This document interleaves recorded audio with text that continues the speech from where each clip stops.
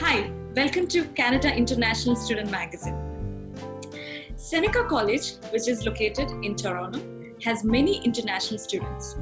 The most exciting part of Seneca College is they have a separate student body federation. In our previous video, we had a small chat with one of the coordinators of SFF, Ritik Sharma. And we understood from him that SFF constantly works for international student life in the college.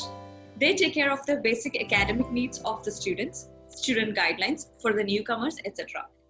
Today, we have Charan with us on a Zoom call, who worked as a president for the Seneca Student Federation until recently. He is alumni of Seneca College today. Let us understand what does this wing of SFF do and how does this help international students from Charan's words. Hi Charan, how are you doing today? I'm good, Sathya. How are you? I'm good. I'm so great. And thank you so much for participating in this conversation today. Yeah. So Thank you. before going to the SFF talk, could you tell us a bit about yourself? Like, what did you study and when did you complete your graduation from Seneca College? Okay. My name is Charan S. I am basically from Punjab, Mohali. I came to this country in 2016 September, and I taken the program Computer Networking and Technical Support, which is in the Seneca campus. So I studied in that campus from 2016 to 18, April 2018. In that term, I faced a lot of problems as an international student, and I ran for the coordinator position for Seneca in 2017 April, and after that in 2018 I became the president for Seneca Student Federation. Okay, so how was this journey so far?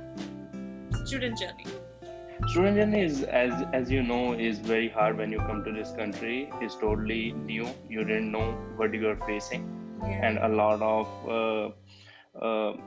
problems you face, like emotionally, practically, and a lot of academic problems you face because it's totally new world for us, right? Because when we coming from the different background, different culture, and English is not our first language, right? So I faced a lot of problems too when we came to this country, but there's a lot of resources provided by Seneca College and Seneca Student Federation to help the students to grow up in the Seneca. Okay. So Charan, could you tell us, you worked as a president in SSF in Seneca College. So could you tell us how did you get elected for this SSF?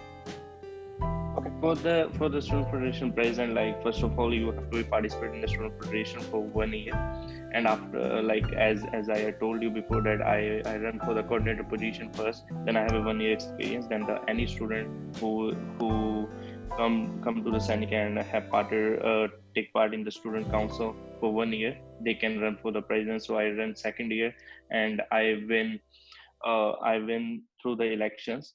And we, like in the Seneca, we at that time, we in 2018 we have 7 campuses, so 7 campuses students voted for me. So I get elected through the votes. Okay, that's so nice. Yeah. So how many votes that you got?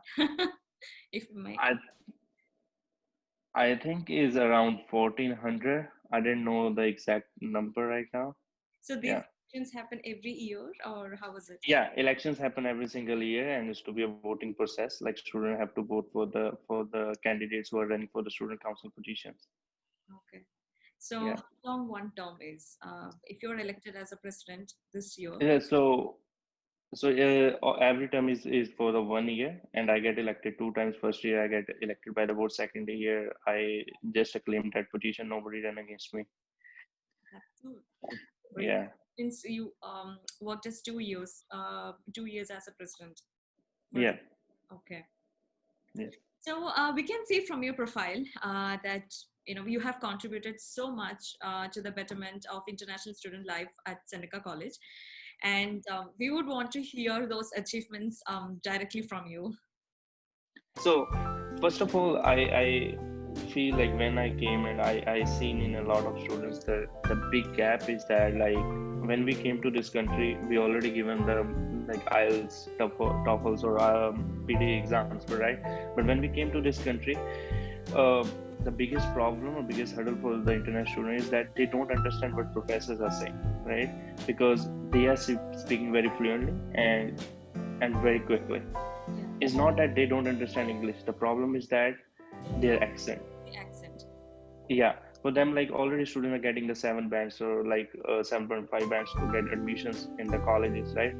But the problem they face here is a different culture, and the main thing is the accent, and the second thing I feel like is a confidence. Students don't have a confidence what they are saying, right? But due to that, a lot of international students face a problem. They don't like come forward and speak or ask questions when they are not understanding in the classes, right? So they feel like once they left one thing, professor is teaching something, if they left one point, the whole class after that they are not understanding because they are just stuck on that point, right?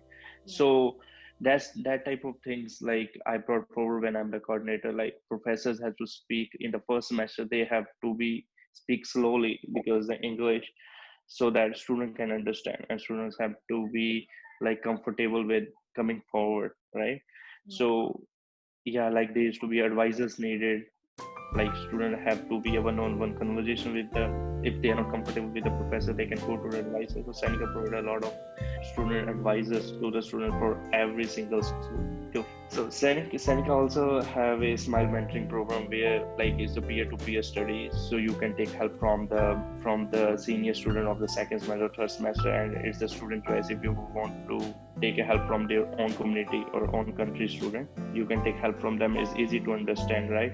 So this type of things happen in the Seneca, and I try to raise as a president and as a coordinator to raise awareness that some of the things may be fixed by the small changes, like try to speak slowly in the class or try to understand in a different ways, because we found that a lot of students get plagiarized and they don't know about the academic integrity. Yeah. Yeah.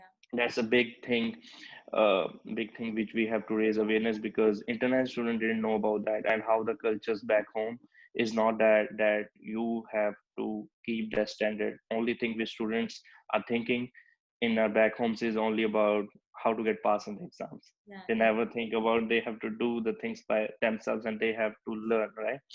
So these type of things we brought forward as a team uh, in SSF2, so that we can raise that voice, that and also awareing a student to student, like when the message going from student to student is always much more impactful. That guys, we have to understand what is academic integrity and how you can fix that small things due to this which you are facing this problem. Because in the past, like when students are getting caught, like first time is a warning, second time you're caught, like second or third time you get suspended for 1 year, you can ruin your whole future in this country, right?